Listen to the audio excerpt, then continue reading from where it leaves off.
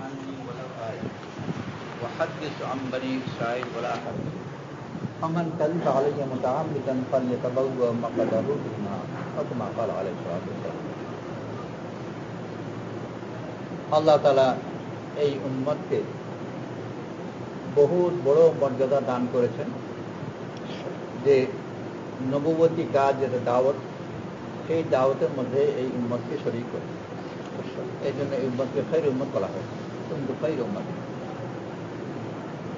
কিন্তু দুর্ভাগ্যবশত এই বড় শরফ উম্মত খুব একটা আগ্রহের সাথে আমভাবে গ্রহণ করে।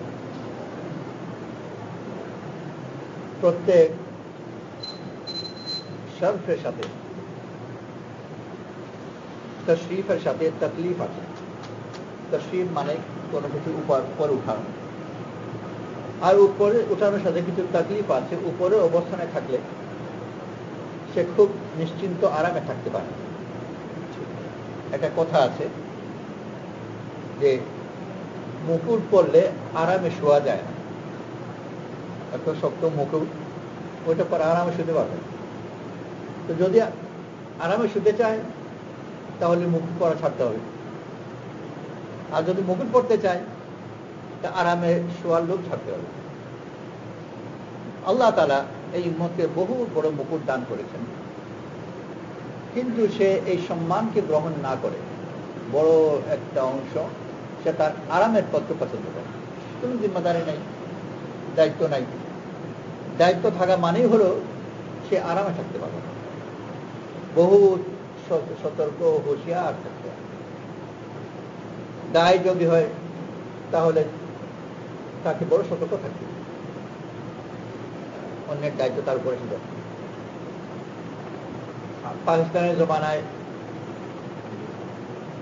পুরা পাকিস্তানের মশওয়ারা হতো, কখনো পাকিস্তানে হতো, কখনো কখনো এখানে ঢাকাতে কাকরাইলেও হতো। তখন আমির ছিলেন পাকিস্তানের শফি কুরৈশি রহমতুল্লাহ আলাইহি। মশওয়ারা এসেছেন ঢাকায়। আমাদের দেশে ডাব পাওয়া যায়, বিদেশি ডাব খুব পছন্দ করে। টঙ্গীর ইস্তেমাল থেকে ডাবের স্তূপ আর মেহমানরা খুব পছন্দ করে। তো পাকিস্তানে ওরকম ডাব পাওয়া যায় না। আমাদের ডাব খাচ্ছেন একজন, ওই পাকিস্তান থেকে মশওয়ারাতে এসছেন। শফি কুরৈশি সাহেব রহমতুল্লাহ আলাইহি দেখলেন, দেখে বললেন, তাকে পরে ডাকলেন, দেখে বললেন যে ডাব খাওয়া না যায়, এটা কোনো কোনো মুফতিও বলেনি আর আমিও বলবো না, কিন্তু তুমি এখানে দাওয়াতের নিসবত এসেছো, যে কাজ তুমি করবে বাকিরা তার অনুসরণ করবে। তো তোমার ডাব খাওয়া যদি সবাই অনুসরণ করতে আরম্ভ করে এটাও সমস্যা হয়ে যাবে। অতএব যদিও কাজ একেবারে শুদ্ধ, কিন্তু যদি দিনের এই নিসবত না থাকে তাহলে তুমি খেতে পারতে। আর তবলিগে যেহেতু এসেছো, যদি বা খাও এমন লুকিয়ে খাও কেউ যেন না দেখে, নইলে এটা দেখে এটাও মনে করবে যে মুরব্বীরা ডাব খান, আমিও খাই। পাকিস্তানে একবার সফরে ছিলাম হাজি আব্দুল্লাহ সাহেবের সাথে, লম্বা এক সফর ছিল, একসাথে ছিলাম অনেকদিন। একদিন বালিশের নিচে থেকে তার জামার সেট বের করেছে, কেউ হাতিয়া দিয়েছে, ভালো কাপড়ের কুর্তা পায়জামা, ওটা বালিশের নিচে ছিল। তো শোয়ার সময় ওটা বের হয়েছে, বের করে হাতে নিয়ে বলছেন যে এটা একটা সমস্যা, যে দিয়েছে যদি না পড়ি ওর খারাপ লাগবে, দিলাম পড়লেন না। আর এটা দামি কাপড়ের, যদি পড়ি তো অন্যান্য লোকে দেখে, এমনি তো দামি জিনিসের প্রতি মানুষের একটা আগ্রহ তো আছেই, তারপর যদি আব্দুল্লাহ সাহেবের দেহে যেরকম দামি কাপড়ের জামা পরেছে তো সবাই বলবে যে এটা তো আমাদের মুরব্বীরা পরেন, আমারও পরা উচিত। যদি এই জজবা পয়দা হয় তাহলে তো বড় সমস্যা হবে। তো দ্বিধার মধ্যেই তো মানে বুঝতে পারছি না যে কি করবো। কুয়েতে এক জামাত এসেছিল, সেই জামাতে একজন সাথী ছিলেন, ওনার একটু শ্বাসকষ্টের রোগ। মসজিদে প্রায় কার্পেট থাকে, আর বিদেশে তো আরো বেশি থাকে। আমেরিকা সফরে গিয়েছিলেন, সব মসজিদে কার্পেটের মধ্যে অনেক সময় ধুলা টুলা থাকে, আর যাদের শ্বাসের রোগ আছে এদের খুব কষ্ট। তো উনি সজ্জা যাওয়ার এই অসুবিধার কারণে প্রত্যেকবার নামাজ পড়বার আগে ওনার যে ওই আরব রেওয়াজ পরে যে লাল গোত্রা থাকে ওইটা বিছিয়ে নিতেন আর নামাজ পড়তেন। কিছুদিন পরে দেখলেন যে বাকি আমেরিকার যারা আছে তারা অনেকেই এরকম নামাজ পড়বার আগে চাদর বিছাতে আরম্ভ করেছে। একটু মুশকিল হয়ে গেল, তারা মনে করে বিশেষ নতুন যারা এরা এরকম করতে হবে। তো সাহাবারা তাদের অনুসরণ করা হতো, জানতেন, এর জন্য অনেক ব্যাপারে বড় সতর্কতা। একজন সাহাবী মসজিদে নামাজ পড়েন, নফল নামাজ সংক্ষিপ্ত ছোট সূরা দিয়ে, বাড়িতে নামাজ পড়েন লম্বা লম্বা সূরা দিয়ে। ওনার ছেলে বললেন যে আব্বা, আপনাকে মসজিদে যখন নামাজ পড়েন তখন দেখি খুব ছোট ছোট সূরাতে নামাজ পড়েন, ছোট রাকাতে, আর বাইরে যখন নামাজ পড়েন তো অনেক লম্বা লম্বা নামাজ পড়েন। এই মসজিদের নামাজ আর বাইরের নামাজে পার্থক্য কেন? উনি বললেন যে দেখো, আমরা রাসূল সাল্লাল্লাহু আলাইহি ওয়াসাল্লাম সাহাবী, আমাদেরকে লোকে দেখে অনুসরণ করে। আমি যদি লম্বা লম্বা নফল নামাজ পড়ি তারও অনেকেই মরবে যে এরকম পড়তে হবে, অনেকের অনেক ব্যস্ততা আছে, তো তাদের জন্য কষ্ট হবে। সেই জন্য মসজিদে যখন পড়ি তো সংক্ষিপ্ত নামাজ পড়ি, যাতে লোকে দেখে তাদের জন্য এটা ভারী না হয়। আর যখন ঘরে আসি আমার স্বাধীন, তখন ইচ্ছা মতো লম্বা নামাজ পড়ি। তো মুক্তদা যে যাকে দেখে চলে তাকে প্রত্যেক ব্যাপারেই অনেক দূর তাকাতে হবে। ওমর রাদিয়াল্লাহু আনহু বাইতুল মাকদিস সফরে এসেছেন, যে ঘটনা মশহুর, যে তারা বলেছিল যে ওমর যদি আসেন তাহলে আমরা আত্মসমর্পণ করব। ওই সফরে উনি এসেছেন, জোহরের নামাজ পড়বেন, গাছের নিচে জায়গা খুঁজছেন, ছায়াতে নামাজ পড়বেন। কাছে এটা গির্জা ছিল, গির্জা বলে পেট্রিয়ার্কের গির্জা, ওই গির্জা এখনো আছে। তো গির্জা যে পাদ্রী, ও প্রধান পাদ্রী পেট্রিয়ার্ক বলা হয়, ওই প্রধান পাদ্রী পেট্রিয়ার্ক ওমর রাদিয়াল্লাহু আনহুকে ডাকলেন আর বললেন যে আপনি এখানে এসে নামাজ পড়তে পারেন, গির্জার ভিতরে গাছতলা নামাজ পড়ার কি প্রয়োজন, গির্জাতে এসে এখানে পড়ুন। যদি অনুমতি দেয় তাহলে গির্জায় ইত্যাদিতে নামাজ পড়া যায়, জবরদস্তি পারা যাবে না, কিন্তু অনুমতি দিলে যায়। কিন্তু ওমর রাদিয়াল্লাহু আনহু এই দাওয়াত কবুল করলেন। আর এই কথা বলে কবুল করলেন না যে আজকে তুমি আমাকে দাওয়াত করে এখানে নামাজ পড়াচ্ছ, আমিও তো নামাজ পড়লাম। পরবর্তীতে ইতিহাসের আম নিয়ম হচ্ছে যে রাজা বাদশাদের বা বড়দের কথাকে রাখে আর সাধারণ কথা ঘুরে। তুমি যে সাধারণ মানুষ, তুমি যে দাওয়াত করেছিলে এইটা হয়তো ইতিহাসে থাকবে না, আর আমি যেখানে নামাজ পড়েছিলাম ওইটা থাকবে। এই দেখে পরবর্তীকালে মানুষ তারা বলবে যে ওমর রাদিয়াল্লাহু নামাজ পড়েছেন, আমিও নামাজ পড়ি বরকতের জন্য। আর তখন যে পাদ্রী সে যে বাধা দেয়, বাধাও মানবে না, জবরদস্তি করবে, একটা অন্যায় হবে, একটা জুলুম হবে। অতএব আমার কি করা ঠিক হবে। পরবর্তীতে আধা বুঝে মানুষ একটা জুলুমের পথ খুলে দিতে পারে। তো যাকে দেখে চলে দায়, তাকে বড় সতর্ক হতে হবে। সাধারণ মানুষ বিভিন্ন কারণে এই দায়িত্বগুলো গ্রহণ করতে চায়, অন্যের উপর ঠেলে দিতে চায়, যে আমি চিন্তা করলাম না, করো। আমাদের দেশে এক সময় বাজার ঘাট, ছেলের স্কুলের ভর্তি, কোন মাস্টারের কাছে যাবে, সব বাপ করত, ঘরের হিসাব বাপ করত। কখনো কখনো কি রান্না হবে সেটাও পুরুষ মানুষ করে দিত। ধীরে ধীরে প্রথম মহিলারা কিছু শখ করে একবার দুবার বাজারে গেল, আর কিছু শখ করে ছেলে স্কুলে ভর্তি নতুন মাসের কাছে গেল। এই সুযোগ পেয়ে পুরুষদের বড় একটা অংশ সম্পূর্ণ দায়িত্ব ওদের হাতে ছেড়ে দিয়েছে। এখন ওরা যদি টানাটানি করেও জোড়হাত করে পায়ে পড়ে বাজারে যাও তো যায় না। দেখা যায় বড় কষ্ট করে অনেক মহিলারা ওই তরকারি বাজার, মাছের বাজার, এগুলোতে কষ্ট করে বাজার কিনছে, মোটেই পছন্দ করছে না, কিন্তু একবার ঘাড়ে পড়ে গেছে আর ছুটাতে পারে। তো মানুষ নিজের কাজ অন্যের উপর ছেড়ে দিতে, সে দুনিয়ার কাজ হোক আর দিনের কাজ হোক, চেষ্টা করে। আর কোনো কোনো ক্ষেত্রে কিছু লোক আবার এটা সুযোগ হিসেবে গ্রহণ করে। ইসলাম ছাড়া অন্যান্য যত ধর্ম আছে সব ধর্মের মধ্যে পুরোহিত একটা আলাদা দল আছে। হিন্দুদের পাদ্রী, তারাই পুরোহিত, খ্রিস্টানদেরও ওরকম পাদ্রী ইত্যাদি আছে, ইহুদির আছে রেবাই বলে। একটা পাদ্রী আলাদা একটা ক্লাস বলা যেতে পারে, একটা স্তর। ধর্মকর্ম, ধর্ম সম্বন্ধে পড়াশোনা, সিদ্ধান্ত সব পাদ্রীদের একচেটিয়া অধিকার, অন্যদের এ ব্যাপারে হস্তক্ষেপের কোনো অধিকারই নেই। হিন্দুরা এই ব্যাপারে সবচেয়ে বেশি পড়া। বেদ হচ্ছে ধর্মগ্রন্থ ওদের, শাস্ত্রে ওই পাদ্রীরাই নিয়ম বানিয়েছে, ব্রাহ্মণরাই নিয়ম বানিয়েছে যে অন্যরা নমস্য যার নিচের স্তরে, ও বেদ তো পড়তেই পারবে না, অন্য কেউ যদি পড়ে তাহলে কান পেতে শুনতে পারবে না। ওর শোনা একেবারে বলা যাক তার জন্য ধর্মে হারাম, আর বেশি হারাম নয়, মারাত্মকভাবে হারাম।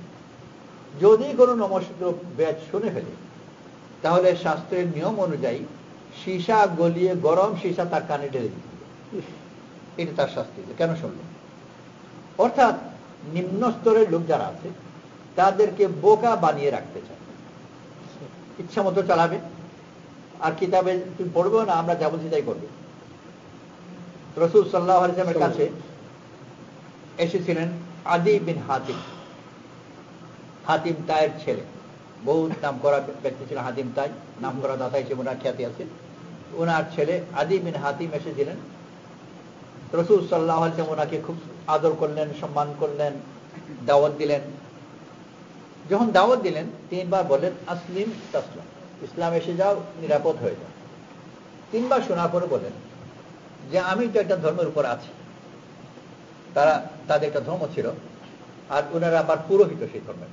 তো শুধু ধর্ম উপর আছি তার মনে বা আমি একটা পুরোহিত, আমি আমার ধর্ম আর আমার পুরোহিতের পজিশন ছেড়ে তোমার ধর্মে কেন আসতো? অত লম্বাও কথা বললেন না, শুধু বললেন যে আমি তো একটা ধর্মের উপর আছি। রাসূল কারীম সাল্লাল্লাহু আলাইহি ওয়াসাল্লাম বললেন যে তোমার ধর্ম তোমার চেয়ে বেশি আমি জানি। এতে উনি একটু অবাক হলেন যে আমার ধর্ম আমার চেয়ে বেশি উনি জানেন, উনি আবার পুরোহিত। রাসূল সাল্লাল্লাহু আলাইহি ওয়াসাল্লাম বললেন যে তোমরা রাকুসিয়া না? যে হ্যাঁ আমরা রাকুসিয়া। তার ধর্মের নাম ছিল রাকুসিয়া।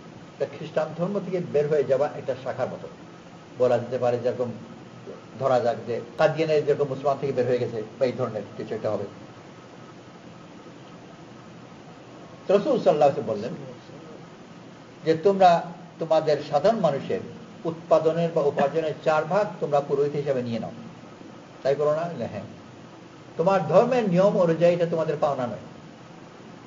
আদি বিন হাতিম নজর নিচু করে দিলেন, কথা ঠিক, এটা তাদের পাওনা নয়, কিন্তু এটা চলে আসছে আর তারাও নিয়ে থাকে। রাসূল সাল্লাল্লাহু আলাইহি ওয়াসাল্লাম দেখিয়ে দিলেন যে তোমার ধর্ম তোমার চেয়ে বেশি আমি না।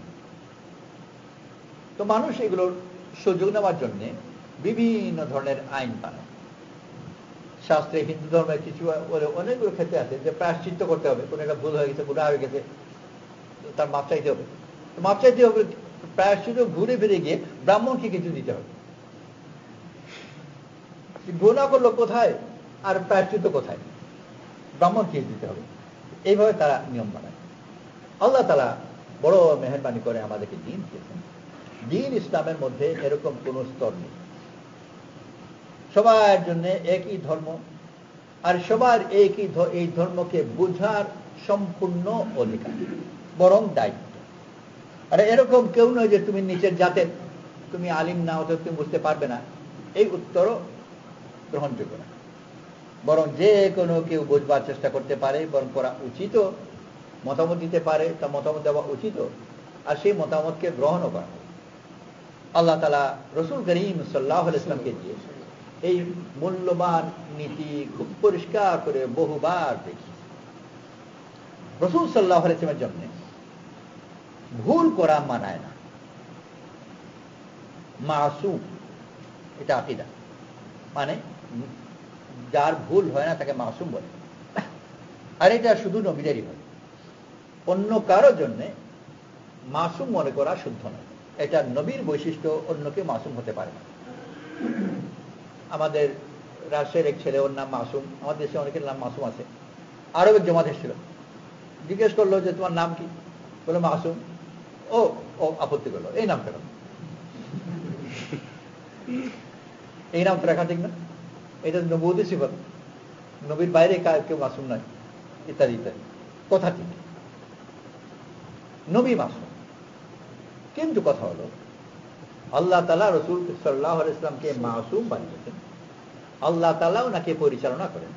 ওমা ইয়ানতিকু আনিল হাওয়া ইন হুয়া ইল্লা ওয়াহয়ুন ইউহা, নিজে থেকে কোনো কথা বলেন না, আল্লাহ তাআলা যে ওয়াহী দেন ওইটাতে উনি বলেন। এরপরে রাসূল সাল্লাল্লাহু আলাইহি ওয়াসাল্লাম ভুল হয়ে যাওয়া, এই বুদ্ধ আমাদের দৃষ্টিতে দুই কথা মিলে না, কিন্তু আল্লাহ তাআলা বহুবার সাহাবাদেরকে দিয়ে রাসূল সাল্লাল্লাহু আলাইহি ওয়াসাল্লামের সংশোধন করেছেন, একবার দুবার, বহু। নামাজের ভিতরে কিরাতে ভুল হয়েছে, নামাজ সবচেয়ে বড় আমল, আর রাসূল সাল্লাল্লাহু আলাইহি ওয়াসাল্লামের সবচেয়ে বড় দায়িত্ব কোরআন শরীফ পৌঁছানো। নামাজের ভিতরে কিরাতে ভুল মানে এটাকে চূড়ান্ত আমলের ভিতরে আর সবচেয়ে গুরুত্বপূর্ণ কথার ব্যাপারে ভুল। উবাই বিন কাব রাদিয়াল্লাহু আনহু লোকমা দিলেন, রাসূল সাল্লাল্লাহু আলাইহি ওয়াসাল্লাম নামাজের পরে জিজ্ঞেস করলেন যে লোকমা কে দিয়েছে? উবাই বিন কাব রাদিয়াল্লাহু বলেন যে আমি। রাসূল সাল্লাল্লাহু আলাইহি ওয়াসাল্লাম বলেন যে আমিও তাই ভেবেছি। এই কথাটা আমিও তাই ভেবেছি মানে খুব বড় ধরনের প্রশংসা করে, মানে এই কাজ তুমিই করতে পারো, একটা খুব জোর প্রশংসা শুরু করবে যে আমিও তাই ভেবেছি, উৎসাহ দিবা। আল্লাহ তাআলা রাসূল করিম সাল্লাল্লাহু আলাইহি ওয়াসাল্লামকে দিয়ে এই মৌলিক নীতি দেখিয়েছেন যে প্রত্যেকের দায়িত্ব, আর ভুল ত্রুটি মানুষের হতে পারে, রাসূল সাল্লাল্লাহু আলাইহি ওয়াসাল্লাম যদিও আলাদা, কিন্তু এর পরবর্তীতেও কেউ তার নবী না, নীতি শেখান, লোকমা দেওয়ার নীতি নিজে করে শিখাচ্ছেন।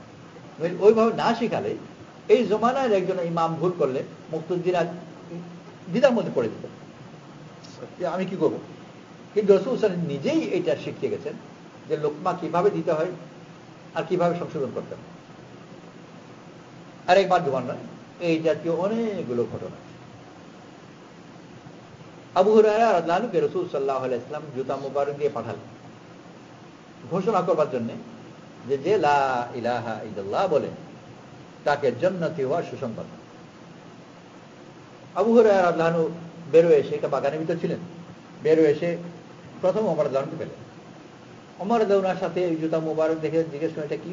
রাসূল সাল্লাল্লাহু আলাইহি ওয়াসাল্লাম জুতা মুবারক, কি কথা, মানে ওই জমানাটা বুঝতে পেরেছেন যে কোনো একটা সংবাদ নিয়ে বোধহয় এসেছেন, আর ওইটা নিদর্শন যে আমি রাসূল সাল্লাল্লাহু আলাইহি ওয়াসাল্লাম থেকে এসেছি, যে লা ইলাহা ইল্লাল্লাহ বলে দিন থেকে তার জান্নাত হওয়ার সুসংবাদ। ওমর রাদিয়াল্লাহু আনহু বুকের উপর জোরে ধাক্কা মারলেন, আর পেছন দিকে পড়ে গেলেন আর বলেন যাও ফিরে যাও, ফিরে দিন। উনি রাসূল সাল্লাল্লাহু আলাইহি ওয়াসাল্লামের কাছে এলেন, আর এসে বললেন ওমর আমাকে ধাক্কা দিয়েছে, আর এই কথা বলতে কেঁদেও দিলেন। তার মানে এই যে ধাক্কাতে উনি শরীরেও ব্যথা পেয়েছেন, মনেও ব্যথা পেয়েছেন, যে রাসূল সাল্লাল্লাহু আলাইহি ওয়াসাল্লাম কথা নিয়ে গেলাম, উনি আমাকে ধাক্কা দিয়ে ফেলে দিলেন। তো রাসূল সাল্লাল্লাহু আলাইহি ওয়াসাল্লামের কাছে গিয়ে এই কথা বলতে গিয়ে উনি কেঁদে দিয়েছেন আবু হুরায়রা রাদিয়াল্লাহু আনহু। আর পেছনে ওমর রাদিয়াল্লাহু আনহু এসেছেন, এসে রাসূল সাল্লাল্লাহু আলাইহি ওয়াসাল্লামকে জিজ্ঞেস করলেন ইয়া রাসূলুল্লাহ আপনি পাঠিয়েছেন নাকি? হ্যাঁ, এরকম পাঠাবেন, এতে মানুষ আমল করা ছেড়ে দেবে, কলমা তো পড়ে ফেলেছি, জান্নাত হয়ে গেছে, আমল ছেড়ে দেবে। তো রাসূল সাল্লাল্লাহু আলাইহি ওয়াসাল্লাম ওমর রাদিয়াল্লাহু আনহুর কথা মেনে নিলেন। এই কথা বললেন না যে আমি নবী আর তুমি আমাকে সংশোধন করতে এসছো, বরং সবার যে চিন্তা ফিকিরের দায়িত্ব, যে আল্লাহ তাআলা যে এই উম্মতকে নবুয়তে কাজে শরীক করেছে, কাজে শরীক করা মানে শুধু শ্রমে শরীক করা, চিন্তায় শরীক করা নয়, তা না। কাজে শরীক মানে প্রধানত তার চিন্তায় শরীক, পার্টনার কর্মচারীর মধ্যে পার্থক্য আছে। কর্মচারী হলো তাকে যা বললো করলো, পার্টনার ও চিন্তা ফিকির করে দেখে যে কাজটা করতে যাচ্ছে সেটা লাভ হবে না ক্ষতি হবে, সে চিন্তা করবে, কারণ আমার টাকা আমার জড়িত। কর্মচারী বলবে আমার কাজ আমি করলাম, লাভ হয়ে ক্ষতি মালিকরা দেখবে, আমার দেখা ব্যাপার। কিন্তু আল্লাহ তাআলা দিনের কাজের মধ্যে কোনো কর্মচারী বানাননি, সবাই পার্ট। যত গরিব থেকে গরিব হোক, অজানা থেকে অজানা হোক, দুর্বল থেকে দুর্বল হোক, সে দিনের কাজে সে কর্মচারী নয়, সে পার্টনার, তাজির। তাহলে আদুল্লুকুম আলা তিজারাতিন, কর্মচারীকে তাজির বলা হয়, কর্মচারী ব্যবসায়ী, কর্মচারী চাকরিজীবী, প্রাইভেট চাকরি কিন্তু চাকরি, সরকারি চাকরি হয়, কর্মচারী হলেও প্রাইভেট চাকরি করে। পার্টনার হলো ব্যবসায়ী। তো দিনে প্রত্যেকে ব্যবসায়ী বলা হচ্ছে, কর্মচারী বলা হয়, সবাই তার চিন্তা ফিকির মধ্যে শুরু। রাসূল সাল্লাল্লাহু আলাইহি ওয়াসাল্লাম এই লোকমার ঘটনা, তারপর আবু হুরায়রা রাদিয়াল্লাহু আনহু ফিরিয়ে দেওয়ার ঘটনা, এইসব ঘটনাগুলো দিয়ে বারবার করে দেখাচ্ছেন যে প্রত্যেক মুসলমান চিন্তা ফিকিরের দায়িত্ব তার আছে। রাসূল সাল্লাল্লাহু আলাইহি ওয়াসাল্লামের উপস্থিতিতেও আর নিশ্চয় পরে তো আরো বেশি হবে। আবু বকর সিদ্দিক রাদিয়াল্লাহু যখন খলিফা ছিলেন, তো ওমর রাদিয়াল্লাহু তো সবসময় যেন দু পায়ের খাড়া থাকতেন যে কোথায় ওনার কোন ভুল ত্রুটি হবে। আর বড় যে ধরতেন খুব, যে আমরা যে মনে যে বড় আদবের সাথে, তাও নয়, ওমর ইসলাম মিজাজি এরকম ছিল, শক্তভাবে ধরতেন। কেন করতেন? রেগে গিয়ে। আর সম্পূর্ণ আবু বকর সিদ্দিক রাদিয়াল্লাহু দৌড়ে এরকম ছিল যে ওমর রাদিয়াল্লাহু ওনাকে সবসময় এরকম ধরতেন। বহু ঘটনা আছে, ঘটনা যাচ্ছে না, সময়গুলো হবে না, কিন্তু আছে অনেকগুলো ঘটনা, আর খুব উগ্রভাবে ধরতেন। কিন্তু বড় আশ্চর্য কথা, আবু বকর সিদ্দিক রাদিয়াল্লাহু ওফাতের আগে ওমর রাদিয়াল্লাহুকে পরবর্তী খলিফা নিযুক্ত করে। তো সাধারণ মানুষ মনে করবে যে ওমর রাদিয়াল্লাহুকে সারা জীবন জ্বালিয়েছেন, তাকে আবার খলিফা নিযুক্ত করে যাচ্ছেন। ওমর আবু বকর সিদ্দিক রাদিয়াল্লাহুকে খুব কদর করেছেন, এটা জ্বালানো নয়, যে আমাকে সাহায্য করেছে আর সে তার দায়িত্ব পালন করেছে। ওমর রাদিয়াল্লাহু যখন নিজে খলিফা হয়ে গেলেন, তখন ওনাকে কে ধরবে? উনি তো আবু বকর সিদ্দিক রাদিয়াল্লাহুকে ধরেছেন, ওনাকে কে ধরবে? উনি খলিফা হওয়ার পরেই ওনার আচরণের ধরন পরিবর্তন করলেন। আগে যে পড়া ছিলেন তা একেবারে নরম হয়ে গেলেন, আর বাকিদেরকে উৎসাহ দিতেন যে আমার ভুল ধরো। বারবার বিভিন্নভাবে এই কথা আছে যে আমি তোমাদের নজরদারি থেকে বেপরোয়া না, আমি তোমাদের নজরদারির মুখাপেক্ষী, আমি যে আমার তোমরা নজর রাখো যে কোনটা ঠিক আর কোনটা ঠিক। এই কথা আল্লাহ তাআলা জাযায়ে খায়র নসিব করুক। হযরত ইলিয়াস রাহমাতুল্লাহ আলাইহি বহুবার এই কথা বলেছেন। আমরা ওনার মলফুজাত, আশা করি আমরা মলফুজাত মাঝে মাঝে দেখি, মলফুজাত দেখলে এই কথা খুব বেশি পাবো যে তোমাদের নজরদারি থেকে আমি বেপরোয়া না। খেয়াল আছে নাকি? মলফুজাত খুব বেশি আছে। প্রত্যেক ওয়ালি আল্লাহর আল্লাহওয়ালাদের এটা মিজাজ যে তার অধীনস্থ যারা, তার মুরিদান যারা, তার তালামিজ বা তার ছাত্র যারা, শাগির যারা, তাদেরকে বলতেন যে তোমরা পড়া নজর রাখো, আর তারা রাখতেন। তো মৌলানা ইলিয়াস রাহমাতুল্লাহ একবার সফরে ছিলেন ট্রেনে, ওনার সাথে ওনার খাদিম হিসাবে মৌলানা এনামুল হাসান সাহেব রাহমাতুল্লাহ আলাইহি, যিনি তৃতীয় হযরত ছিলেন। তখন উনি একবার ছোট ছেলে, মাদ্রাসায় পড়েন নিচের ক্লাসের টিকিট করেছেন থার্ড ক্লাসে, কিন্তু কোনো কারণে থার্ড ক্লাসে উঠতে পারেননি, উঠেছেন সেকেন্ড ক্লাসে। টিটি যখন এসেছে, তো টিটি দেখে সাধারণত এরকম হয়ে থাকে, ফাইন দিতে হয়, ফাইন দিলেন, চলে যায়। কিন্তু টিটি কিছু বকাবকি করেছে, ফাইনও নিয়েছে, আবার বকাবকি করেছে। বকাবকি যখন করেছে একটু রাগ করে, মানে ইলিয়াস রাহমাতুল্লাহ আলাইহি একটু রাগ করে উত্তর দিয়েছেন। চলে যাওয়ার পরে এনামুল হাসান সাহেব রাহমাতুল্লাহ আলাইহি, যিনি ছোট ছেলে, উনি মৌলানা ইলিয়াস রাহমাতুল্লাহ আলাইহিকে একটা হাদিস শোনালেন, ইন্না লিসাহিবিল হক মাকাল, যার কথার যে হকওয়ালা আছে তার কথার অধিকার আছে। মানে এই টিভি হচ্ছে টিটি এখানে হকওয়ালা, তার কথার অধিকার আছে, আর আপনার কথার অধিকার নেই। তো টিটি যদি রাগ করে বলে, কিন্তু আপনার পাল্টা রাগ করে জবাব দেওয়ার অধিকার নেই। অত ব্যাখ্যা দেননি, শুধু হাদিসটা শুনিয়ে দিন। মৌলানা ইলিয়াস আমাদের সাথে বুঝলেন, পরে স্টেশনে গিয়ে টিটির কাছে মাপ চাই। অথচ এনামুল হাসান রাহমাতুল্লাহ আলাইহি তোমার একেবারে ছোট বয়সের বাচ্চা ছেলে, কিন্তু ওনাদের সহবতে থেকে আল্লাহর মেহরবানি এই গুরুত্বপূর্ণ জিনিসও শিখেছেন যে যত ছোট ইউ না কেন, যে কোনো এটা ভুল ত্রুটি যদি চোখে পড়ে, এটা ধরে দেওয়া আমার দায়িত্ব। এটা চুপ থাকা হলো তোষামদি। দিন তোষামদিকে মোটেই পছন্দ করে না, এটা মুনাফিকের সিফত।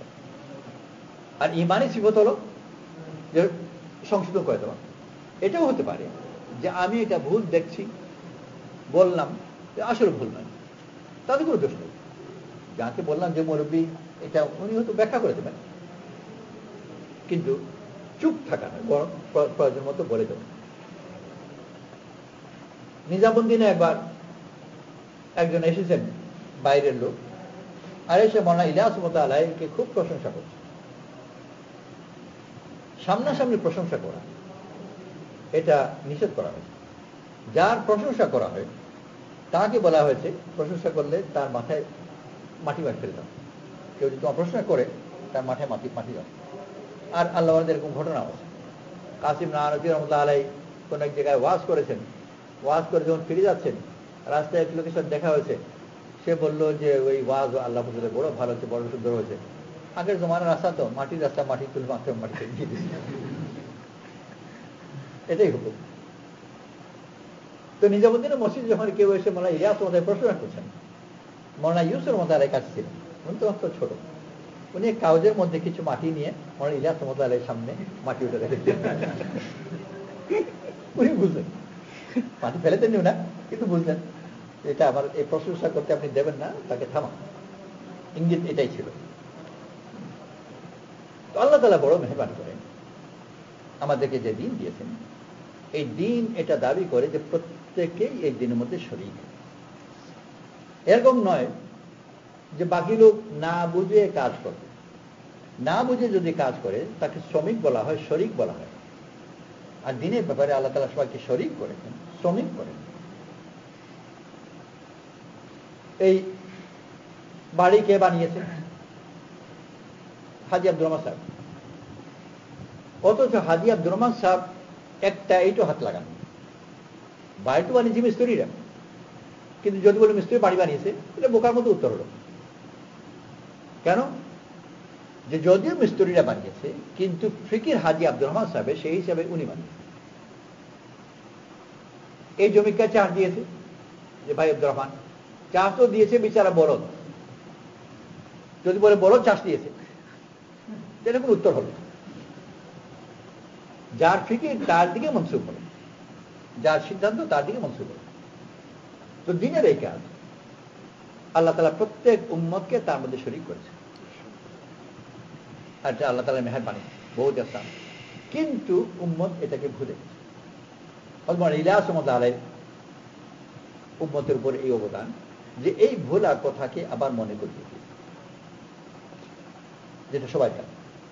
নইলে মানুষ মনে করত বড় এক জমানা মাঝখানে চলে গেছে, তাবলীগের কাজ অস্বীকার করতো না, কিন্তু আমাদের কাজ পীরদের, ওলামাদের, ওয়াইজিনের, পাবলিকের। এই কথা উম্মতের মধ্যে বড় ব্যাপকভাবে ঢুকে গেছে। দাওয়াতের কাজ অস্বীকার করে না, কিন্তু বলে আওয়ামের না, এটা ওলামাদের কাজ বা পীরদের কাজ বা সাধারণ মানুষের কাজ। অথচ রাসূল সাল্লাল্লাহু আলাইহি ওয়াসাল্লাম খুব পরিষ্কার ভাবে বলে দিয়েছেন, বাল্লিগু আন্নি ওয়ালাউ আয় ওয়া হাদিসু আন বনি ইসরাঈল ওয়ালা হারজ। একটা কথা হলো পৌঁছাও, আর বনি ইসরাঈলের কথা থেকেও তুমি বলতে পারো, কোনো অসুবিধা নেই। বনি ইসরাঈলের হাদিস এগুলো একটাও নির্ভরযোগ্য না, কিন্তু বলবা এটা দিয়ে দেয়। এবার সাধারণ একজন মানুষ ও যদি তাবলীগ করতে যায়, বোঝাতে যায়, ও বিচারে শুদ্ধ হাদিস পাবে খুব। ও এলো ফাতায় কথা বলবি, শোনা কথা বলবে, এখান থেকে কথা শোনা কথা বলবে, এতে তাবলীগের কাজ হয়ে যায়। পরে দিনদার যখন হবে, শুদ্ধ কথার উপর ওলামাদের কাছ থেকে শুনে শুনে আস্তে আস্তে করবে। কিন্তু সাধারণ মানুষকে যদি শর্ত লাগিয়ে দেওয়া হয় যে তুমি শুদ্ধ কথা বলবে, ও বোবা হয়ে যাবে, বলতে পারবি। সহজ করে দেওয়া, ইচ্ছাকৃত ভুল যেন না বলে। সমান কাযিব আলাইয়া মুতাআম্মিদান। অন্য জায়গায় আছে যে কারো কথা পৌঁছালো, সে মিথ্যা কথা বলল, ওই দুই কথা মিলছে না। আমি একটা কথা শুনলাম আর ওই কথা বলে দিলাম। কাফা বিল মারই কাযিবান আন ইউহাদ্দিসা বিকুল্লি মা সামিআ। একজন মানুষের মিথ্যুক হওয়ার জন্য এটা যথেষ্ট যে যা শুনলো তাই বলে দিল। ওই কথা আর হাদিস বনি ইসরাঈলের কথা মিলে না। বনি ইসরাঈলের কথা মোটেই নির্ভরযোগ্য নয়। আমাদের যে শোনা কথা যে বলে দেয় সে মিথ্যাবাদী হলো, ওইটা হচ্ছে ওলামাদের ক্ষেত্রে ফিকহ মাসলার ব্যাপারে বা অন্যান্য অনেক ক্ষেত্রে সেটা প্রযোজ্য। কিন্তু দাওয়াতের জন্য আল্লাহ রসুল আমাদের জন্য বড় সহজ করে দিয়েছেন। কেবল ইচ্ছাকৃত মিথ্যা কথা বলবে না, জেনে শুনে মিথ্যা বলবে না, ভুল ক্রমে হয়ে যেতে পারে, এটা আল্লাহ সহুলত দিয়ে। এটা এই জন্যে যে দাওয়াত দেওয়ার কাজ প্রত্যেকে, আর প্রত্যেকের যে কাজ ওখানে ভুল ত্রুটি যদি হয় ওটাতে মাফ করতে হবে। যদি শুদ্ধের শর্ত লাগিয়ে দেওয়া যায় তাহলে সাধারণ মানুষ পাবে। এক কবিলাকে একজন সাহাবী দাওয়াত দিয়েছেন, আর দাওয়াত দিয়েছেন যে তোমরা মুসলমান হয়ে যাও, আল্লাহ তাআলা তোমাদেরকে সচ্ছলতা দেবে, অভাব দূর হবে। তারা মুসলমান হয়েছে। পরের বছর হয়েছে দুর্ভিক্ষ। উনি বলেছিলেন মুসলমান হয়ে যাওয়া হবে ধনী, তারা মুসলমান হয়ে গেল, আর পরের বছর হয়ে গেল দুর্ভিক্ষ। উনি খুব ভয় পড়লেন, আর এসে রসুল সাল্লাল্লাহু আলাইহি ওয়াসাল্লামকে বললেন যে এরকম ঘটনা। রসুল সাল্লাল্লাহু আলাইহি ওয়াসাল্লাম ওনাকে কোনো দোষারোপ করেন যে তুমি কেন এরকম বললেন, তোমাকে কে বলেছিল, কোনো দোষারোপ করেন। বরং রসুল সাল্লাল্লাহু আলাইহি ওয়াসাল্লাম পুরো দায়িত্ব নিজের উপর নিলেন। আর রসুল সাল্লাল্লাহু নিজে এক ইহুদি, আল হিবর নামে একজন নাম করা ইহুদি ছিলেন, খুব ধনী। উনার কাছ থেকে, উনার বড় ধনী ব্যক্তি ছিলেন, তার কাছ থেকে অনেক খেজুর ঋণ নিয়ে সেই কওমে উনি রসুল সাল্লাল্লাহু আলাইহি ওয়াসাল্লাম পাঠালেন। কারণ কাজ যদি করে তাহলে তাকে ভুল করার সুযোগ দিতে হবে, আর যদি বলে ভুল করবে না তো কাজই করবে না। আল্লাহ সহজ করে দিয়েছে। আর এই জন্যে সবাইকে শরীকও করেছেন। বড় থেকে বড় ব্যক্তি ভুল করতে পারে, আর সাধারণ থেকে সাধারণ সে তো করতে পারি, বড় দিয়ে সেও করতে পারে। আর সাধারণ মানুষের শরীক হবে, প্রয়োজনে সেও সংশোধন করে দেবে। তার সংশোধন করা কখনো শুদ্ধ হতে পারে, কোনো ভুল হতে পারে। যাকে সংশোধন করে দিল উনি যদি বলেন তার কথা ঠিক আছে, বুঝিয়ে দেবেন যে আমি তা করেছি ওটা ঠিক আছে, বুঝিয়ে দেবেন, রাগ করার কোনো ব্যাপার নেই। এই উসুল সাহাবারা উম্মতকে খুব পরিষ্কারভাবে বারবার দেখিয়েছে। ওমর রাদিয়াল্লাহু আনহু একবার একটা নিয়ম বানালেন যে বিয়ের যে দেনমোহর থাকে, এই দেনমোহর যেন খুব বেশি না হয়, উপরে একটা মাত্রা নির্ধারণ করে দিলেন। এই যেরকম বলে সিলিং, একটা সিলিং নির্ধারণ করে দিলেন যে এর চেয়ে বেশি দেনমোহর যেন না। কারণ তো মুসলমানদের মধ্যে সচ্ছলতা এসেছে, আর দেনমোহরকে বাড়াবার একটা প্রবণতা, বেশি বেশি। এটা পরবর্তী গিয়ে অসুবিধা হবে, বেশি হয়ে গেলে মানুষ বিয়ে সাথে করা মুশকিল হয়ে যাবে। এইসব চিন্তা করে একটা নির্ধারণ করে দেন যে এর চেয়ে বেশি দেনমোহর যেন না। এই আইন করার পরে একবার যাচ্ছেন একজন মহিলা মদিনাতে রাস্তায়, ডেকে বলেন যে হে ওমর, তোমার কথা মানবো না আল্লাহর কথা মানবো। তাদের কথা বলার ধরন পরোয়া করে, আর এইভাবেই শিখিয়েছে। ধমক দিয়ে কথা বলে তোমার কথা মানবো না আল্লাহর কথা মানবো। কেন, কি হয়েছে? তুমি আইন করেছো যে দেনমোহরের উপরে একটা মাত্রা এর চেয়ে বেশি করা যায় না, আর আল্লাহ তাআলা বলেছেন যে তালাকের সময় তুমি তোমার স্ত্রীকে যদি কিন্তারও দিয়ে থাকো, কিন্তার মানে স্তূপ পরিমাণ যদি দিয়ে থাকো সম্পদ, ফেরত নিও না। তো যদিও ফেরত নেওয়ার ব্যাপারে, কিন্তু যদি কিন্তারও দিয়ে থাকো, মানে কিন্তার দেওয়া যায়। আচ্ছা, তাহলে তুমি যে বললে যে তোর এরপর দেওয়া যাবে না, তা আল্লাহ কথা মিলে না। ওমর রাদিয়াল্লাহু আনহু সাথে সাথে আইন পরিবর্তন করলেন। আর শুধু তাই নয়, আর এইটাও উক্তি করলেন যে দেখা যায় মদিনার মহিলারা ওমরের চেয়ে বেশি এলিম রাখে, মানলেন। আর এইটা তাদের বড় কামাল যে সাধারণ থেকে সাধারণ মানুষকে উৎসাহ দিয়েছেন, সাহস দিয়েছেন সম্পূর্ণভাবে ফিকিরে শরীক হয়। আমাদের তাবলীগের মধ্যে আল্লাহওয়ালা যারা, তারাও আল্লাহ রাসূলের এই উসুলের উপর রয়েছে। আমাদের বহুত পুরনো মুরব্বী ছিলেন, পুরনো যারা তারা ছিলেন লুৎফুর রহমান সাহেব রহমতুল্লাহ আলাইহি, অনেক কথা দেখেছেন, শুনেছেন। তো একবার এই বয়ানের মধ্যে বললেন, এই কথা আমাদের এখানে অনেক সময় বলা হচ্ছে, এখন বলা হয় না, যে ফতহ মক্কার পরে রাসূল সাল্লাল্লাহু আলাইহি ওয়াসাল্লাম ওয়াহশী রাজাকে কতলের হুকুম দিলেন, যে অবস্থায় পাও তাকে কতল করো। কিন্তু ওয়াহশী রাজা এক ফাঁকে এসে মুসলমান হয়ে গেলেন, আর কতল করা গেল না। এই প্রশ্নটা কথা বলা হতো যে আমভাবে যখন কুরবানি হয় আর আল্লাহর তরফ থেকে হিদায়াতের ফয়সলা হয়ে যায়, আরামভাবে হিদায়াতের একটা পরিবেশ হয়ে যায়, হিদায়াতের একটা বাতাস চলে বলা হয়, মানুষের মধ্যে আমভাবে হিদায়ত চলে আসবে, তখন আল্লাহর নবী যার হিদায়ত চাননি সেও হিদায়ত পেয়ে যাবে। এরকম কথা। বয়ানের শেষে আমি মওলানা রহমাতুল্লাহর কাছে গেলাম আর গিয়ে বললাম যে আল্লাহ তাআলা রাসূল সাল্লাল্লাহু আলাইহি ওয়াসাল্লামকে পাঠিয়েছেন সবার হিদায়াতের জন্য। একজন ব্যক্তিও যদি এমন হয় যার হিদায়াত রাসূল সাল্লাল্লাহু আলাইহি ওয়াসাল্লাম চাননি, তা রাসূল সাল্লাল্লাহু আলাইহি ওয়াসাল্লাম নবুয়তির মধ্যে ত্রুটি এসেছে। উনি পুরা মানব জাতির জন্য নবী না, ব্যতিক্রম আছে, এই কথা বললাম। তোমার তো খুব চিন্তা মধ্যে পড়ে গেলেন, কথা তো ঠিক। এই কথাটাই যে আল্লাহ নবী যার হিদায়াত চাননি তার হিদায়াত হয়েছে, এই কথাটি আসলে ঠিক নয়, আর ঘটনাটাও ঠিক নয়। বহু বছর পরে নিজামুদ্দিনে মওলানা পালপুরি সাহেব বয়ান করছেন। পালপুরি সাহেব বয়ানের মধ্যে আবার এই কথা এসেছে, কথা খুব চালু কথা, কেন ইবনে হিশামের সিরাতের মধ্যে সম্ভবত আছে, কিন্তু কথা শুদ্ধ না। আর বুখারী শরীফে যে কথা সেই কথার সাথে মিলে যে রাসূল সাল্লাল্লাহু আলাইহি ওয়াসাল্লাম ওয়াহশির কতলের হুকুম দিলেন, কিন্তু উনি এক ফাঁকে গিয়ে কলমা পড়ে ফেললেন আর সে কতল হল না। পালপুরি সাহেব বয়ান করলেন নিজামুদ্দিন। বয়ানের শেষে আমি পালপুরি সাহেবের কাছে গেলাম আর গিয়ে বললাম যে হায়াতুস সাহাবা ওয়াহশির ইসলামের ঘটনা বিস্তারিত আছে। রাসূল সাল্লাল্লাহু আলাইহি ওয়াসাল্লাম কেমন করে ওয়াহশি রাজনকে দাওয়াত দিলেন, উনি ফেরত পাঠালেন, আবার দাওয়াত দিলেন, আবার ফেরত পাঠালেন, আবার দাওয়াত দিলেন, আবার ফেরত পাঠালেন। 4 বার রাসূল সাল্লাল্লাহু আলাইহি ওয়াসাল্লাম 4টা আয়াত দিয়ে পাঠালেন, আর তারপর ইসলাম কবুল করলেন। আপনি যে কথা বললেন, মানে পানপুরি সাহেব কথা বললেন আর হায়াতুস সাহাবার মধ্যে যে বর্ণনা আছে দুই কথা তো মিলে না। পানপুরি সাহেব আমাকে বললেন যে মৌলভী ইব্রাহিমের কাছে, আর উনাকে বলো, আর উনি কি বলেন শুনে এসে আমাকে বলবেন। তো মৌলানা ইব্রাহিম সাহেবের কাছে গেলাম, গিয়ে কথা বললাম।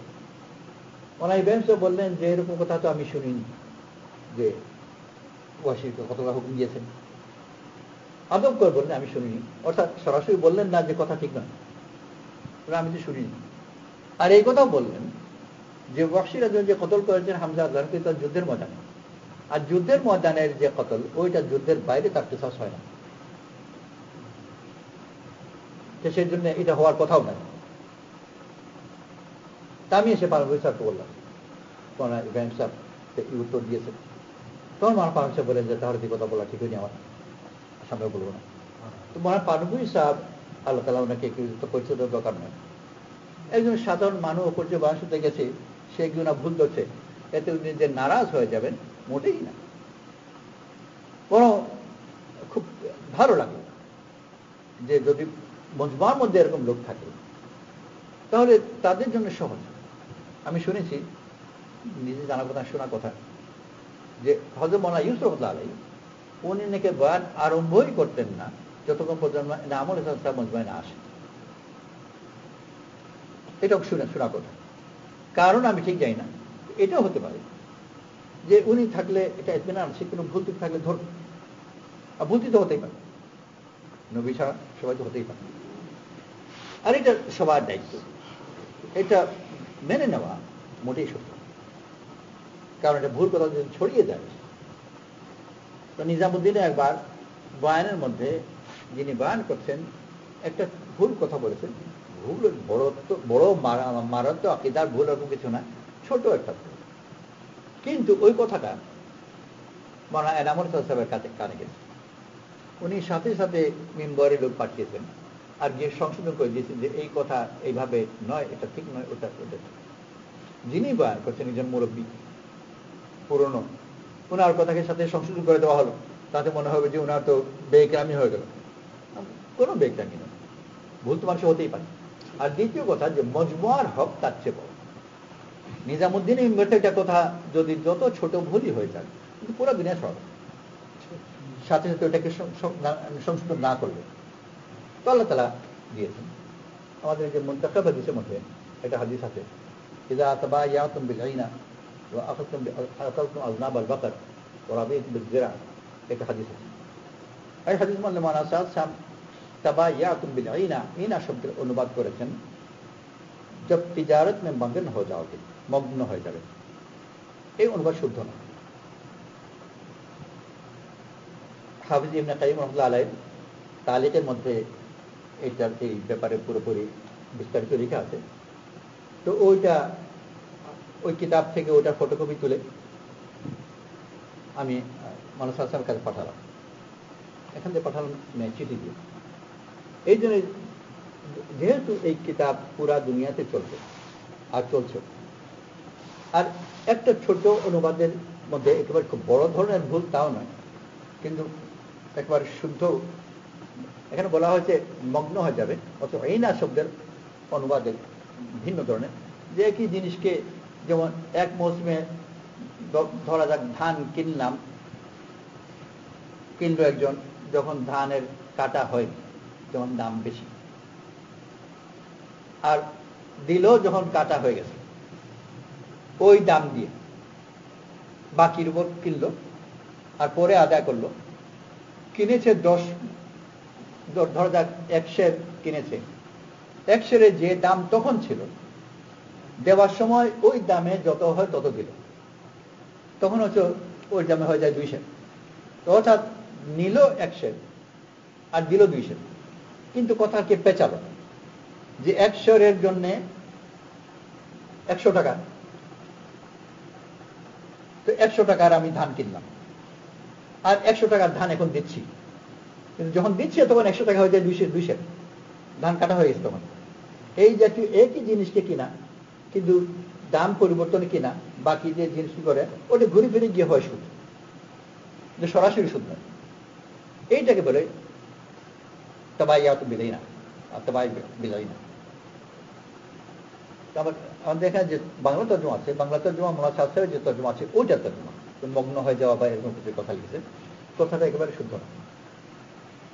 এই জন্য বললাম যে ওনারা আল্লাহকে পছন্দ করেন, সংস্কৃত হওয়া যায়, বই পর্যন্ত প্রায় লেখাই থাকে যে পাঠকরা যদি কোনো ভুল ত্রুটি দেখে এটাকে সংশোধন করে দেবেন, এতে পরবর্তী সংস্করণে তার উন্নতি করা হয়, সংশোধন করে দেওয়া হয়। আর ভুল তো হতেই পারে। দিনের মধ্যে এটা অত্যন্ত জরুরি জিনিস যে প্রত্যেকের জন্য আমরা শরীক থাকি। যদি কাউকে ছেড়ে দেওয়া হয়, কারো ভুল করলো, ওই ভুল রয়ে যাবে, সংশোধন করলে ওটা পার হয়ে যায়। বড় একদিকটা আমার জন্য খুব তৃপ্তির কথাও, হাজী আব্দুল মুকিত সাহেব রহমতুল্লাহ আলাইহি একজন হায়াতি ছিলেন। উনি একটু রাগী লোক ছিলেন, আর রাগী লোক হওয়ার কারণে কখনো কখনো মানুষের রাগ করে অনেক কথা বলিতেন। অন্য উপস্থিত যারা আছে তারা কেউ কিছু বলতো না, আমার মেজাজ একটু ভিন্ন ধরনের, আমি ওনাকে বলতাম এটা ঠিক হয়নি। এই জন্য কখনো কখনো আবার আমার উপর রেগে যেতেন, কখনো কখনো বেশ টক্করও হতো। ইন্তেকালের কিছুদিন আগে কাকরাইলে একজন বিশিষ্ট সম্মানী ব্যক্তি এসেছেন, ওনাকে খুব শক্ত কথা বলেছেন। কোন বিচারা নতুন লোক, সম্মানী ব্যক্তি, খুব অপমানিত হয়েছে। আমি তখন উপস্থিত ছিলাম, একটু পরে এসে খবর পেলাম। তো হাজী সাহেব রহমতুল্লাহর কাছে গেলাম, আর গিয়ে বলেন যে আপনি এটা ঠিক করেন। আর বেশ কিছু তর্ক করলাম। তো অনেক তর্কের পরে তারপর হাজী সাহেব রাজি হলেন যে তার কাছে মাফ চাইবেন, ওনার কাছে মানলেন শেষ পর্যন্ত, কিন্তু বেশ তর্কাতর্কির পরে মাফ চাইবেন। ওইগুলো তখন শেষ হলো। তার 2-4 দিন পরে আমি যাচ্ছি ওনার দরজার সামনে, হাজী আমাকে ডাকলেন, হাজী আব্দুল মুকিত সাহেব দেখে আমাকে বললেন যে আল্লাহর তৌফিক, এবার আজীব কথা যে মুশরিক, আমি তোমাকে আমার মুহসিন মনে করি, মুহসিন ইহসান করে। আর আল্লাহর কি শান, ওইটা ওনার জীবনে আমার সাথে শেষ কথা। তো আমার এটা বড় একটা মনে একটা তৃপ্তি যে বিভিন্ন সময় ঝগড়া করেছি, বেয়াদবি করেছি, কিন্তু শেষ কথা ওনার কাছে যেটা শুনেছি যে মুশরিক তুমি, আমি তোমাকে আমার মুহসিন মনে করি। আর এই কথা শুনতে চিন্তা করতে আমার খুব ভালো লাগে। তো আল্লাহ তাআলা আমাদেরকে যে দিন দিয়েছেন, ওই দিন এটা দাবি করে যে আমি আমার সাধ্য মতো তাকে দায়িত্ব হিসাবে, এরকম নয় যে একটা কাজ অন্য বললো, ব্রাহ্মণ বললো আর নমস্কার করলো, তা না। সাধ্য মতো আল্লাহ তাআলা সাধ্য সবাইকে সমান দেন। সবাই সব কথা বুঝতে পারবে না, সবাই সব কথা করতেও পারবে না, কিন্তু যে যতটুকু পারে, শারীরিক সাধ্য ভিন্ন আর অন্যান্য সাধ্য ভিন্ন, কিন্তু এটাকে প্রয়োগ করে। এরকম নয় যে আমরা পাবলিক আর তারা মুরব্বীরা দুই স্তর, অন্যান্য ধর্মে যেরকম আছে যে তারা পুরোহিত আর আমরা সাধারণ, না বুঝে করা এটা দিন, বরং দিনের মধ্যে পুরা জিম্মাদারির সাথে আদায় করে। এই জিম্মাদারি শব্দটা দিনের মতানে হযরত এনামুল হাসান রাহমাতুল্লাহ আলাইহি খুব বেশি পছন্দ করতেন আর খুব বেশি বলতেন। টঙ্গীর ইজতেমার পরে দেশে আসতেন, যাবার আগে ওনাকে কিছু অনুরোধ করা হতো, কিছু কথা বলে যাওয়ার জন্য, কিছু নসিহত করবার জন্য, কিছু নসিহত করতেন। একবার গত কয়েক বছরের জমা ওই যাওয়ার আগের মুহূর্তের যে নসিহত, ওইটা একবার কাকরাইলে পড়ে শোনা হচ্ছে। অমন বছর, তারপর বছর, তারপর বছর, তারপর বছর। বড় আশ্চর্য লাগলো। এক বছর পরে এক কথা, কিন্তু আগের বছর পরের কথা প্রায় একই কথা। যদি গতকালকে আর আজকের কথা একই হয় তো ওটা তো সহজে বোঝা যায়। বলছেন এক বছর আগে, কিন্তু এক বছর পরে আবার কথা হবে প্রায় একই কথা। আর ওই কথাগুলোর মধ্যে জিম্মাদারি শব্দটা বেশি। যেমন কথা আরম্ভই করলেন একবার, ये काम क्या है, মানে তবলিগের কাজ, এই কাজটা কি? নিজে উত্তর দেন এক জিম্মাদারি, এটা দায়িত্ব। শুধু করা নয়, এটা দায়িত্ব নিয়ে গ্রহণ করে। কুনতুম খায়রা উম্মাতিন উখরিজাত লিন-নাস, এই আয়াতের মধ্যে এই কথা আছে যে তুমি যে দিনে কাজ করবে পুরা শরীক হয়ে, নিজ যোগ্যতাকে প্রয়োগ করে, বুদ্ধি শুদ্ধি যতটুকু আছে যে দিনের কাজের মধ্যে। আর আমি দিনে কাজ করলাম আর আমার বুদ্ধিকেই প্রয়োগ করলাম না, তোমার সবচেয়ে বড় অংশ বাদ রয়ে গেল। এটা সবচেয়ে বড় অংশ আমার বুদ্ধি। আব্দুল্লাহ সাহেব একবার বলছেন, করাচির কিছু ব্যবসায়ীরা, বেশ কিছু ব্যবসায়ীরা মক্কি মসজিদের নিয়মটা আসেন আর প্রত্যেক দিন 8 ঘন্টা করে দেন। অনেক বছর আগের কথা, তখন 8 ঘন্টা করে দেওয়া লোক অত বেশি ছিল। বেশ কিছু ব্যবসায়ী প্রত্যেক দিন 8 ঘন্টা করে তবলিগের সময় লাগে। মক্কি মসজিদে আসতেন, ওখানে এসে তারপর কাজ যেতেন। ওই যে 8 ঘন্টা করে রোজ দিতেন, তাদেরকে ব্যাপারে আব্দুল্লাহ সাহেব বললেন, যারা রোজ 8 ঘন্টা করে দেয় কিন্তু তবলিগের কাজে শরিক হয় না। কি আশ্চর্য কথা! প্রত্যেক দিন বিচারা 8 ঘন্টা করে সময় দিচ্ছে তার ব্যবসা থেকে সময় বের করে, আর আব্দুল্লাহ সাহেব বলছেন যে সে তবলিগের কাজে শরিক হয় না। তো কথা তো মানে বোধগম্য নয়। তারপর নিজে ব্যাখ্যা উদ্বোধন যে আসে, এসে তখন মক্কি মসজিদের জিম্মাদার ছিলেন হাজি আমিন সাহেব। ইয়ামিন সাহেব না, আমিন সাহেব ছিলেন, উনি ইন্তেকাল করেছেন, ছোট ছিলেন অনেক আগে। হাজি আমিন সাহেবকে বললো যে আমার কাজ কি?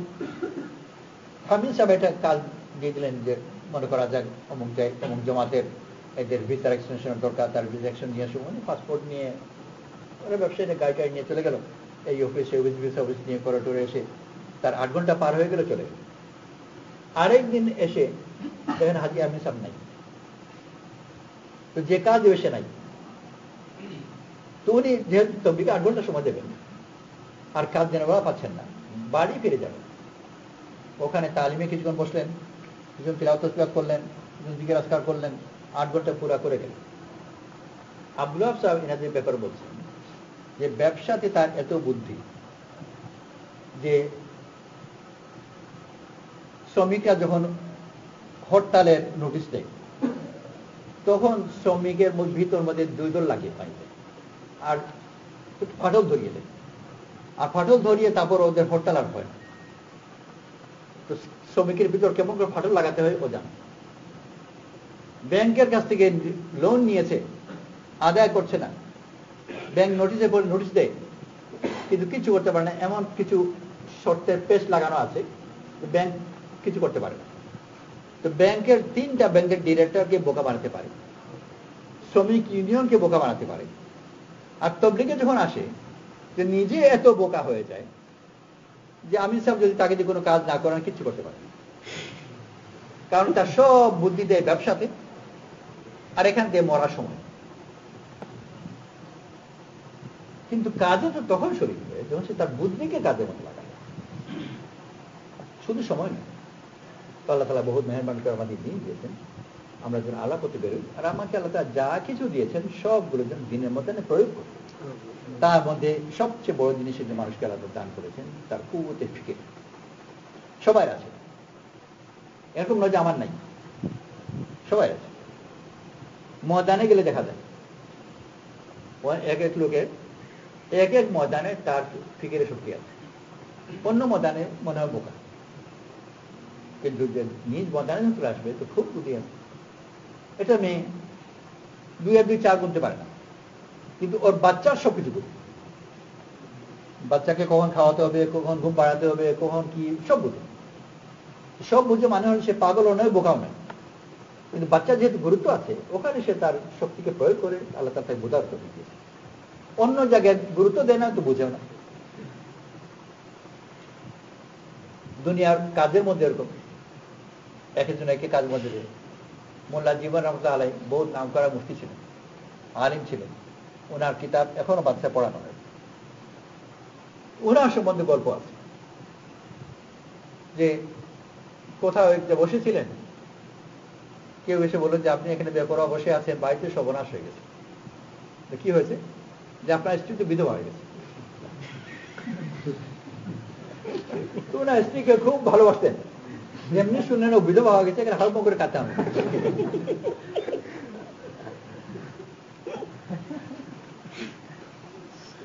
এই জায়গায় না ঠিক বুদ্ধি আছে, কিন্তু অন্য অন্য জায়গায় নেই। দিনের ময়দানে আমি বুদ্ধি লাগাই, এরকম না যে অন্য ময়দানে বুদ্ধি আছে এই জায়গায় নেই। তো ওটা তো আগের কথা। মৌলানা ইদ্রিস কান্দলভি একজন ছিলেন, বহুত নাম করা আলিম ছিলেন। ওনার নাম করা তাফসির আছে, ওটার নামও তাফসির মারিফুল কোরআন, ওই নামেই। ওনার বাস্তব ঘটনা আছে। ওনার মেয়ে আছে, মালসার এক ছেলে আর এক ছেলেকে নিয়ে এসেছে মেয়ের জন্য বিয়ের প্রস্তাব দিয়ে। ওর সাথে যে ছেলে এসেছে সে এসে আবার বলেছে যে এই ছেলে খুব ভালো ইত্যাদি বলেছে। ওনাকে বলেছে, তুমি বিয়ে পড়িয়ে দিয়েছে। মেয়ের মা তো বাড়িতে নেই। মেয়ের মা এসে দেখেন যে আরেক ছেলে ঘরের ভিতরে। তো কি ব্যাপার, যদি বিয়ে হয়ে গেছে? বিয়ে হয়েছে, মা জানেও না, আর রাগারাগি করে। তো কোথায় কি কার সাথে বিয়ে দিলেছ কথা প্রসঙ্গ বলেছে যে আমার তোমার তো নাক কাটা গেছে। অপমান হয়ে যাওয়াকে হিন্দুতে একটা প্রচলিত কথা আছে যে নাক কাটা গেছে, বলছে তোমার তো নাক কাটা গেছে। কিছুক্ষণ পরে উনি মাদ্রাসায় এসেছেন, আর মাথায় পড়াচ্ছেন, আর কিছুক্ষণ পর পর নাক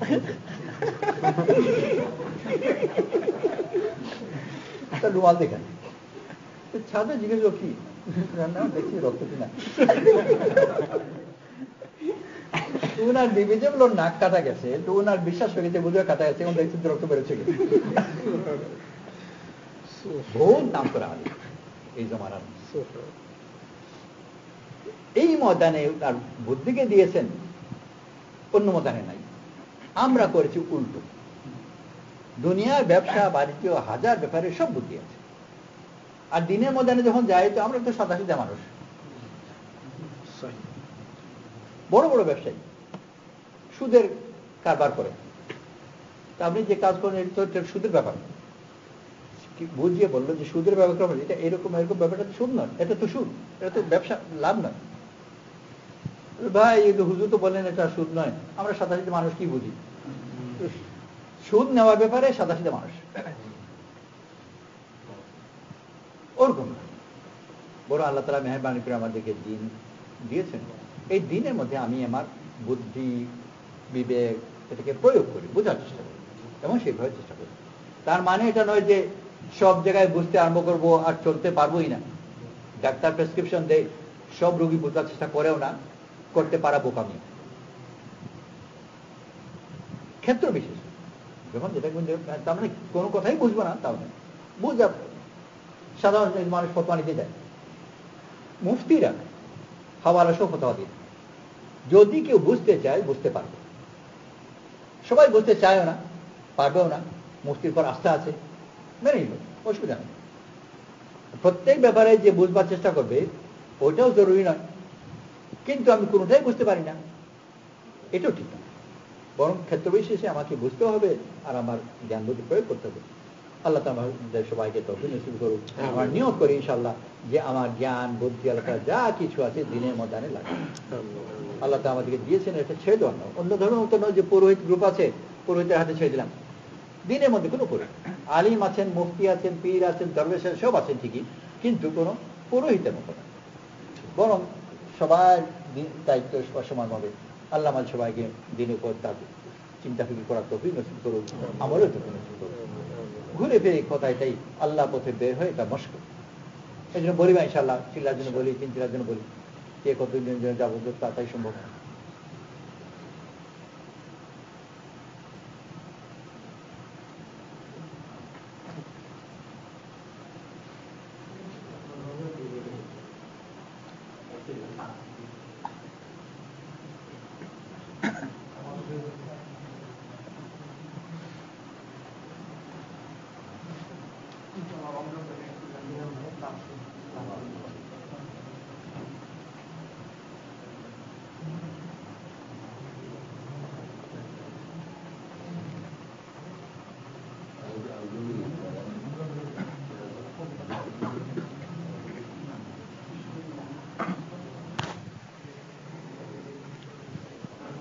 রমজান দিয়ে যাওয়া